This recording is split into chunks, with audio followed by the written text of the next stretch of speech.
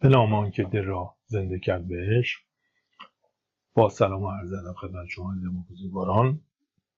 امیدوارم در مراحل زندگی موفق و مایل و خوش و خرم باشید و سالم و سرحال و قبراق در کنار خانواده روزگار بگذرونید.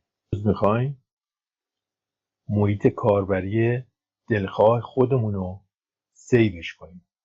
یعنی اون چیدمانی که خودمون دوست داشتیم روی نرم افزارمون انجام دادیم، حالا میخوایم ذخیرهش کنیم که هر وقت دلمون خواست یا نرم افزار رو باز میکنیم برامون ظاهر بشه، یا هر وقت نیاز داشتیم اونو برای خودمون بیاریمش. حالا باید اینو چیکار بکنیم؟ چجوری این کار رو صورت بدیم که بخوایم یوزر اینترفیس دلخواه خودمون رو برای خودمون رو صفحه ویوبورتمون نمایان کنیم، ظاهر کنیم.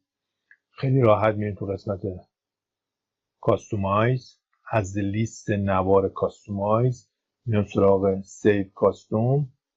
یو آی یعنی مخفف یوزر اینترفیس، این گزینه رو بزنیم. خیلی راحت از این گزینه میتونیم بهره ببریم و سیوش کنیم. هر جایی که دلمون میخواد اون بزنیم، سیو میکنیم. هر جایی مسیری که دلمون میخواد میبریم. بهتره تو مسیر درایو سی نباشه، تو درایو دیگه بزنیم. درایو سی نباشه، بعد ذخیره که یعنی سیو رو میزنیم و تمام. حالا میخوایم اون چیزی که ذخیره کردیم رو بیاریم. حالا چجوری بیارمش؟ چیکار کنم اون بیاد؟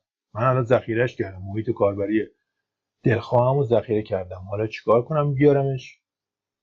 خیلی راحت میایم همینجا قسمت منو کاستومایز، از زیر مجموعه کاستومایز میایم اینجا سراغ گزینه لود کاستوم یو آی، یعنی مخفف یوزر اینترفیس.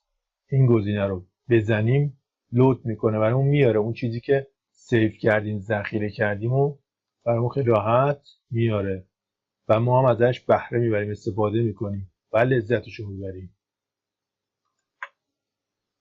امیدوارم در مراحل زندگی موفق و مایل و خوش و خرم باشید.